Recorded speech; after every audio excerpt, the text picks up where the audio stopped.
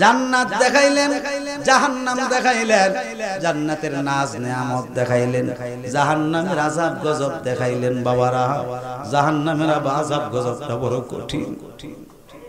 নবীজি দেখে কান্না করতেছে। নবীজি প্রথমবার দেখলেন, গিয়ে দেখতেছেন একজন বিরাট বড় মানুষ, তার পেট বড়। পেটটা কি অনেক বড়, ডুল আছে না, ডুল, আরে ধান যে রাখে ডুল, এই ডুলের মতো বড়। তার পেটের ভিতরে বিরাট বড় বড় সর্প দেখতেছে। নবীজি জিজ্ঞেস করলো, এই মানুষটা তো দুনিয়ার জমিনে ছিল আমার উম্মত হইয়া, এখানে এই অবস্থায় কেন? নবীজি বললেন, কেন রে জিবরাইল, এর কারণটা কি?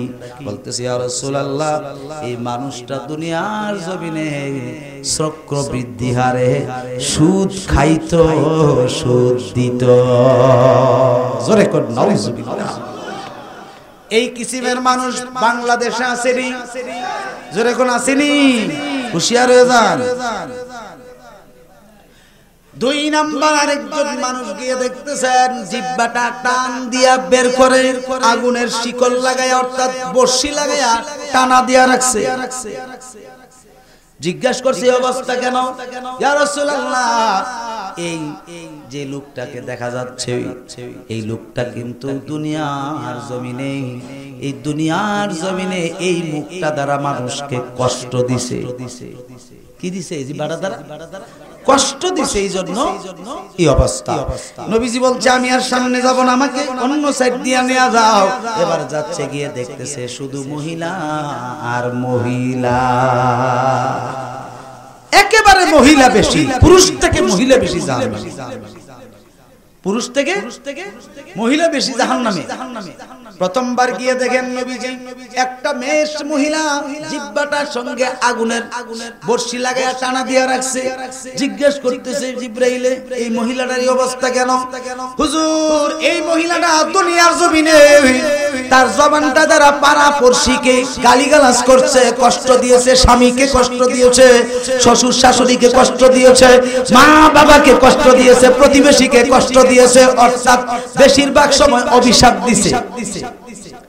এমন জাতের মহিলা আছে না, তোমার এটা আল্লাহ, আল্লাহ এটা করো, তোমার আল্লাহর গজব পড়ো, এই ভরো, এই ভরো, আসেনি? এখন তো মহিলারা যারা শুনতেছে, তাড়াতাড়ি কর, ইয়া করো, মশারি লাগা, ঘুমাই। হুজুর আমরা বহন শুরু করছে। আসলে কি আমি বলতাছি? হাদিসের কথা বলে যদি সরাসরি নবীজি মেরাজ দিকে দেখছে। এবার নবীজি বলছে, আর একটু সামনে গিয়ে দেখে, বেয়াদবি মাফ করবেন, একজন মেয়ে লোকের লজ্জা স্থান দিয়ে পুজ ময়লা পড়তেছে। জিজ্ঞেস করছে, এই মহিলাটার এই অবস্থা কেন? নবী গো, দুনিয়ার জমিনে তার স্বামীর অবাধ্য হইয়া, তার মা বাবার অবাধ্য হইয়া, শ্বশুর শাশুড়ির অবাধ্য হইয়া, ছেলে মেয়েরে ফাঁকি দিয়া জিনা বেবিচার করছে, এই জন্য আল্লাহ তার এই শাস্তি দিয়েছে। জোরে বলেন নাউজুবিল্লাহ। এবার নবী যার একটু সামনে গেলেন, যাওয়ার পরে তাকে দেখতেছেন দুইটা স্তনের সাথে ঝোলানো আছে। জিজ্ঞেস করলো, জিবরাইল রে, এই অবস্থা কেন? বলে, বেগানা পুরুষকে বেসরা ভাবে এই মেয়েটা বেগানা পুরুষকে তার স্তন দান করে দিছে, এই জন্য আল্লাহ তার এই শাস্তি দিছে। এরপর আর একটু সামনে গেলেন, গিয়ে দেখতেছেন একজন মহিলা দুইটা হাতের সঙ্গে ঝোলানো আছে। জিজ্ঞেস করলো, এই অবস্থা কেন? বলতেছে, এই মেয়ে লোকটা দুনিয়ার জমিনে তার স্বামীর সম্পদ, তার স্বামীর সম্পদ বিনা অনুমতিতে অন্যায় ভাবে খরচ করছে, এই জন্য আল্লাহ তার এই শাস্তি দিছে। এরপর আর একটু সামনে গেলেন, গিয়ে দেখতেছেন পা দুইটা উপরে, বডিটা নিচের দিকে। জিজ্ঞেস করলো, এই অবস্থা কেন? বলতেছি, ইয়া রাসূলুল্লাহ, এই মেয়ে লোকটা দুনিয়ার জমিনে বেপরদা হইয়া বেগানা পুরুষের সামনে দিয়ে হাঁটাহাঁটি করছে, এই জন্য আল্লাহ তার এই শাস্তি দিছে। নবীজি কাঁদতে কাঁদতে এখান থেকে অগণিত আলম অতিক্রম করছেন, করতে করতে সব ফেরেশতা যার জায়গায় রইল। সিদরাতুল মুনতাহায় যাওয়ার পরে জিবরাইল বলতেছে, আগার একসার মুই বর্দর ফরম ফরুগে তাজাল্লি বাসুজাদ ফরম, ইয়া রাসূলুল্লাহ, এখান থেকে চুল পরিমাণ যদি আমি সামনে যাই, আমার 600 ডানা নূরের পাখা পুইরা একেবারে ছাই হইয়া যাবে। আল্লাহর নূরের তাজাল্লিতে আমি জ্বললা পুইরা ছাই হইয়া যাব। আমার নবী বলেন, জিবরাইল, মক্কা নগরীতেও তো তোমার সামনে আল্লাহর নূর বাইতুল মুকাদ্দাস আল্লাহর নূর তোমার সামনে ছিল, কই তুমি তো ফুরলা না। এমন কি সাত আসমানও তোমার সামনে আল্লাহর নূর ছিল, কই তুমি তো ফুরলা না। জান্নাত জাহান্নামেও তোমার সামনে আল্লাহর নূর ছিল, কই তুমি তো ফুরলা না। অগণিত আলম অতিক্রম করলা, অগণিত আলমেও তোমার সামনে আল্লাহর নূর ছিল, কই তুমি তো ফুরলা না। এখন তুমি সিদরাতুল মুনতাহায়, তোমার সামনে আমিও দাঁড়ানো, এখনো তো তোমার সামনে আল্লাহর নূর আছে, কই তুমি তো ফুরো না। আর জোরে বলেন না সুবহানাল্লাহ। জিবরাইল আমিন বলছে, ইয়া রাসূলুল্লাহ, গোপন রাখার বিষয় নাই, আর গোপন রাখতে পারলাম না। তিনি বলছেন, বাসুরে মুহাম্মদ ফরুগে খুদা, বাসুরে মুহাম্মদ ফরুগে খুদা, তাজাল্লি চো আমদ মুহাম্মদ কুজা, মুহাম্মদ রাজুদা মা কুম আদ খুদা, মুহাম্মদ খুদা শুদ মুহাম্মদ খুদা। চিৎকার দিয়ে বলুন আল্লাহু আকবার। ইয়া রাসূলুল্লাহ, মক্কা নগরী থেকে বুরাকে আরোহণ করিয়া বাইতুল মুকাদ্দাসে সাত আসমান পার হইয়া অগণিত আলম অতিক্রম করিয়া জান্নাত জাহান্নাম দেখিয়া আরো অগণিত আলম অতিক্রম করিয়া সিদরাতুল মুনতাহায় আসলেন। মানবের কবর পরিয়া এখন যখন সেই কবর ফেলবেন খুলিয়া, আপনার যে নূর, আল্লাহর নূর, ওই নূরের তাজাল্লিতে আমি জিবরাইল পুরা ছাই হইয়া যাব। আপনাকে দেখার মতো শক্তি আমার আল্লাহ ছাড়া আর কেহ না। ঠিক কিনা? জোরে কোন ঠিক না ঠিক? বোঝা গেল আমার নবীরে দেখার মতো শক্তি মানুষেরও নাই, কোনো ফেরেশতারও নাই, কোনো জিনেরও নাই, কোনো কিছু দেখতে পারে না, একমাত্র দেখতে পারবে কে? জোরে কোন কে? এই কথা কি আমি বলছি না জিবরাইল বলছে? আরেকটু লাইনের কবিতা আছে যে অংশটা আমি বলছি, এর অর্থ আমি করতাম না। যারা উর্দু বুঝে এবং হিন্দি বুঝে তারা অবশ্যই বুঝতে পারছে। বলেন না সুবহানাল্লাহ। এবার আমার নবীজি এখানে বুঝতে পাইরা মুস্কি হাসি দিলেন। আসলো রফরফ একটা গালিচা, নবীজি উঠলেন, যাচ্ছেন, ৭০,০০০ নূরের পর্দা অতিক্রম করলেন। বলেন না সুবহানাল্লাহ। এরপরে আলমে কাইদুন, আলমে বাইদুন, আলমে মাউন, আলমে মালাকুত, আলমে লাহুত, আলমে কুদ্দুস। বলেন না সুবহানাল্লাহ। আলমে কুদ্দুসে যখন গেলেন, আমার নবীজি দাঁড়ায় গেলেন যেখানে আল্লাহর সাথে দিদার হবে। আমার আল্লাহ বলেন, উদউনি ইয়া হাবিবি, এ হাবিব ভিতরে আসেন, সামনে, আরো সামনে আসেন। বলেন না সুবহানাল্লাহ। আবার বলছেন, উদউনি ইয়া হাবিবি, এ হাবিব আরো কাছে আসেন। সুবহানাল্লাহ বলবেন। কদ্দুর দানা ফাতাদাল্লা ফাকানা কাবা কাউসাইনি আও আদনা।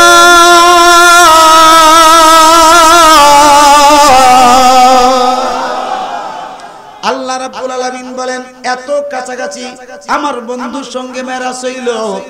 দুইটা গোলাইল বা ধনুক বা গোলাইল, দুইটা গোলাইলের মাথা, দুই মাথা একত্রিত করলে যতটুকু কাছে, এর চেয়ে আরো অধিক নিকটবর্তী আপনি আপনার আল্লাহ এবং আল্লাহর হাবিব মেরাজ করেছে। এখন এর চেয়ে কত বেশি কতটুকু কাছে হইতে পারে? দুইটা গোলাইলের মাথা তো লাগলে এমনি লাগে যাবে, মামা লাগে থাকে না? এর চেয়ে আরো নিকটবর্তী কেমনে হয়? এটা বলছে কাওয়াইদুল ফিকহ, কিতাবের নাম কাওয়াইদুল ফিকহ, ইমামে আজম আবু হানিফা রাহমাতুল্লাহ আলাইহি লেখা। যিনি বলছেন, এই কিতাবের মুকাদ্দমায় পরিষ্কারভাবে লিখেছেন, আমি আমার আল্লাহকে ৯৯ বার দেখছি। হযরতে ইমামে আজম আবু হানিফা বলছেন, আমি আমার আল্লাহকে কয়বার দেখছি? ৯৯ বার। আপনারা কেউ আল্লাহকে দেখছেন নাকি? আমরা তো জানি আল্লাহ নিরাকার। আল্লাহ কি? নিরাকার। এটা শরীয়ত। এটা কি? তরিকত, হাকিকত, মারেফত এটা ভিন্ন। আমরা জানি শরীয়ত ঠিক রাখতে হবে। আল্লাহ কি? নিরাকার, কোন আকার নাই। কিন্তু মারেফত একটা আছে যেটা হচ্ছে খালাকাল্লাহু আদম আলা সূরাতিহি আই তাযীমান লি সূরাতিল্লাহ। আল্লাহ পাক আদমকে বানাইছে আল্লাহর নিজের সূরত মুবারক দিয়ে। এটা হলো মারেফত। এটা কি মারেফত? এটার দিকে অগ্রসর হওয়া যাবে না, বেশে বাসে ঠিক নি। আনলে মানুষ সেজদা করা শুরু করলো, মানুষ মানুষে। এটা আমার নবীজি নিষেধ করেছে, এটা করণ যেত না। তাজিমি সেজদা করা যাইতো না, আমার নবী নিষেধ করেছে, এটা মানতে হবে। না মানলে আবার আমরা আবার ফতোয়ার মধ্যে পড়ব। শরীয়তের ফতোয়া আছে না, এদিকে খেয়াল রাখতে হবে। মারেফত এটা গোপন, এটা আলাদা, সেদিকে যাওয়া যাবে না। এবার আল্লাহর হাবিব সাল্লাল্লাহু আলাইহি সাল্লাম এর ব্যাপারে ইমামে আজম বলতেছেন নবীজিকে আরো নিকটবর্তী কেমনে মেরাজ করছেন এটা তো জানা দরকার। পূর্ব দিকে সূর্য উঠে কিনা সকালবেলা উঠেনি, উঠার পরে সকাল 8টা বাজে আপনি সূর্যের আলোতে দাঁড়াইলে আপনার দেহের ছায়াটা লম্বা হয়ে পড়বো কিনা? পড়বনি। এখন বাবাজি যদি এই সূর্যটা এই মাথার উপর বরাবর আসে, 12টা বাজে যখন আসে, তখন আপনি সূর্যের আলোতে দাঁড়াইলে আপনার দেহের যে একটা ছায়া আছে, এটা ছায়াটা কি লম্বা হইয়া পড়বে নাকি দেহের মধ্যে বিলীন থাকবে? কেন? মাথার উপর সূর্য আইসা গেছে, ঠিক কিনা? খুব মনোযোগ। মিশকাত শরীফে আসছে, নবীজি বলছেন আস-সুলতানু জিল্লুল্লাহ, বলেন না সুবহানাল্লাহ। সুলতান বামানা মুহাম্মাদুর রাসূলুল্লাহ জিল্লুল্লাহ। আল্লাহু আকবার। আমার নবীজি আমার আল্লাহ পাকের কুদরতি ছায়া, সেই ছায়া মুবারক যখন কায়া মুবারকের বরাবর হয়ে গেল, তখন আর এইভাবে শুধু আলাদা নাই, লম্বা নাই, দূরে নাই, ছায়া কায়ার মধ্যে বিলীন হয়ে যায়, ঠিক কিনা? বিলীন হইল। আরে 90,000 কালাম হইল, 30,000 শরীয়ত আর তরিকত হাকিকত মারেফত হইল 60,000। বুঝছেন নি? এই 30,000 যে শরীয়ত, এটা লইয়া কত ফারাফারি। যদি ওই এলেমগুলো সকলের কাছে থাকতো তাইলে তো দুই নাইডারে শেষ করে লইল। কথা ঠিক নি? এই 60,000 সবার কাছে না, হক্কানি পীর মাশায়েখ যারা এবং পীর মাশায়েখ করে যেই সমস্ত হক্কানি নায়েব রয়েছে, খলিফা রয়েছে, এমন কি মুহাব্বতের মানুষ রয়েছে, তাদের কাছে দান করা। এত সহজ না। নবীজি মেরাজ কইরা রওনা হইবে, কান্তাছে। কি করতেছে? আমি কান্দেন কি রে? কো আল্লাহ কান্দি, আপনার তো আমি দেখছি, কিন্তু আমার উম্মত তো আপনার দেখছে না। কত কষ্ট নিয়ে কথাটা বলছে। আল্লাহ গো, আমি দেখছি তো, কিন্তু আপনাকে তো আমার উম্মত দেখছে না। আল্লাহ আমার উম্মত আপনারে দেখতো। আল্লাহ বলছেন আপনি তো দেখছেন একবার, ঠিক নি? আপনার উম্মত আমারে দেখবো ডেইলি 50 বার। আল্লাহ এটা কেমনে? 50 ওয়াক্ত নামাজ দিলাম, আপনি তো আয়েশা দেখছেন আমারে, আর আপনার উম্মত দুনিয়াতে থাইকা এই 50 ওয়াক্ত নামাজ পড়বো, আমি আল্লাহ নিজে গিয়ে তাদের সঙ্গে 50 বার দিদার দেব। নবী খুশি হইছেন? আগো আমি আয়ানা দেখছি, আমার উম্মত তো আল্লাহ আয়াতে হাদি, এটা ওয়াদা নাই। নবীজি আসছে, আসার সময় আল্লাহ মুসার গায়ে, মুসা আমার দুস্থ চলে যাইতেছে, তুই আবার ফিরাই দে। মুসা আলাইহিস সালাম এর সামনে দেখা হইছে। নবী গো কই যা? যাইতেছি আমার উম্মতের সম্পদ পাইলিছি আর কি। বলতেছে ইয়া রাসূলুল্লাহ কি পাইছেন? 50 ওয়াক্ত নামাজ পাইছি। জীবনে পারবো না, সর্বনাশ। আমার উম্মত তো একবার আল্লাহর সিজদা দিব, একবারও দিছে না, পারছে না। নবী গো পারতো না, তাড়াতাড়ি যাই। এইভাবে নবীজি আবার গেলেন দরবারে। আল্লাহ আমি তো আবার আম লাগছে। কো আপনি বারবার এনে নির্দেশ আটো জোরে করুন সুবহানাল্লাহ। বলতেছে হাবিব কিছে আল্লাহ আমার উম্মতের লেগে যে এতবার নামাজ দিছেন এরা তো পড়তাম বিভিন্ন জায়গায় ব্যবসা করব অনেক দূরে গিয়ে কাজ করব অনেক দূর দূরান্তে থাকব কাজে কর্মে থাকব প্রত্যেক নামাজ পড়ব কমাই দেন আমি যে সংবিধান করি এটা তো পরিবর্তন করুন যায় না জান সবার বেলা এটা আছে কিন্তু আইনের বেলা এই আইন নাই আপনি যেদিকে আমার আইনও হেদিকে জান 5 ওয়াক্ত কমাই দিল নবী খুশি ছিলি আচ্ছা কমছে আই করছে আবার মুসা নবী বের দিছে নবী গো কই যান কমাইছিনি 5 ওয়াক্ত ফারতো না এইভাবে 9 বার বাড়াইছে কয়বার 9 বার বাড়াইয়া 5 9 45 ওয়াক্ত নামাজ কমাইছে আছে কয় ওয়াক্ত এই 5 ওয়াক্ত পড়েনি সবাই কন্যা আপনি কন্যা বলতেছে আল্লাহ এখন তো 5 ওয়াক্ত আছে আল্লাহ আগে একটা কথা কইলাম কি কথা এই 5 ওয়াক্ত যদি আমার উম্মতে পড়ে সওয়াব কেমন পাইবো 50 ওয়াক্ত নামাজের সওয়াব লাভ নেই কথা বলেন না লাভ নেই আচ্ছা ঠিক আছে নবী যে আসছে আসে আবার মুসা নবী বের দিছে 45 ওয়াক্ত কমাইলিছে আর তো নাই 5 ওয়াক্ত আছে এই ডিফল্ট তারব তবে আমারও একটু লাভ হইছে মুসা আলাইহিস সালাম জনি কথা কইছে নবী গো আমারও একটু লাভ হইছে কি লাভ ইয়া রাসূলুল্লাহ দুনিয়ার জমিনে আল্লাহরে দেখতে চাইছিলাম একবার দেখতে পারি নাই আজকে এই মুহূর্তে আপনার মাধ্যমে দেখছি 9 বার আর একটু জোরে কোন না সুবহানাল্লাহ আমার নবী ডাক দিয়ে বলে মুসা ও মুসা রে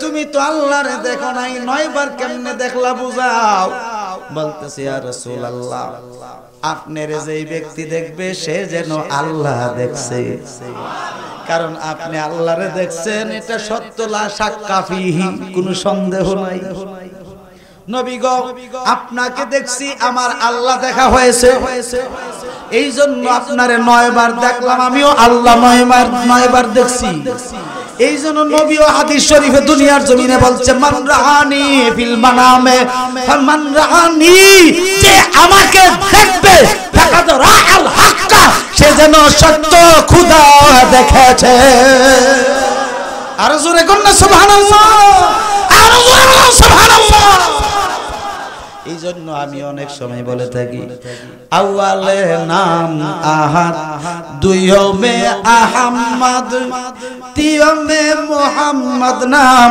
আল্লাহ রাখিলাম ওরে চতুর্থে তারা নিয়া পঞ্চমে ময়ূর সাজায়া চতুর্থে তারা নিয়া পঞ্চমে ময়ূর সাজায়া ষষ্ঠে রূহ সৃজন করিলা পর লা ইলাহা ইল্লাল্লাহ মুহাম্মদ রাসূলুল্লাহ নাম জপরে জপরে পাক নাম লা ইলাহা ইল্লাল্লাহ মুহাম্মদ রাসূলুল্লাহ ওরে শাফিউল মুজনিবিন রাহমাতাল লিল আলামিন উম্মতকে দরাইতে আসিলা ঠিক নেই ওরে মুজাহিদের এই মিনতি মুর্শিদ সারা নাই যে গতি মুজাহিদের এই মিনতি মুর্শিদ সারা নাই যে গতি দয়া করে তোরাইও হাসরের বেলা পর লা ইলাহা ইল্লাল্লাহ মুহাম্মদ রাসূলুল্লাহ নাম জপরে জপরে পাক নাম লা ইলাহা ইল্লাল্লাহ মুহাম্মদ শেষনি নবীজি নামাজ পড়া লই আইছে আইছিনি এই নামাজ আমরা ফরজ কত ওয়াক্ত হাদিস শরীফে আসছে এই শরীয়তের দৃষ্টিতে এই শরীয়ত যে পালন না করবে তার কঠিন বিচার হবে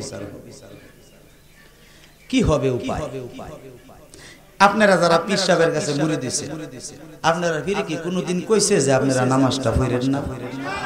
এই কথা বলতে পারবেন? বলতে পারবেন? বলতে পারবেন। as-salatu mi'rajul mu'minin, হাদিস শরীফে নবীজি বলছেন মুমিনগণ যখন নামাজ পড়ে এই নামাজটা আল্লাহ পাকের সঙ্গে মেরাজ হয়। কারা নামাজ পড়ে? মুমিনগণ। যারা পীরের কাছে বায়াত হন তখনই তারা ঈমানদার। ঠিক কিনা বলেন না? এই দেখেন আমার মামাও মুরিদ, আপনারাও অনেকে অনেক পীরের কাছে মুরিদ। মুরিদ আছেন আমরা? আমার মামা কিন্তু সাহেবনগর বিশ্ববিদ্যালয়ের কাছে মুরিদ। মুরিদ না? মুরিদ না? এরপরে সেলিম মামা তারা আছে ইয়াতে ওইদিকে শীতলাই। আমি আছি নেত্রকোনা, আলমগীর মামা এই যে আর মেয়েরা সব আছে নেত্রকোনা। আসিনি আসিনি এভাবে অনেকে আছে বীর কাশিম বুরুজুরের মুরিদ আছে এখানে, আর অনেক পীরের মুরিদ আছেন এখানে। যারা মুরিদ হইছেন তারাই মুমিন হইছেন। এবার বুঝালেন যারা মুরিদ হইছেন না তারা কোন কয় নম্বরের ঈমানদার আছে। আমি বেশি কথা আর কইলাম না, বেজার হইেন না, বেজার হইেন না।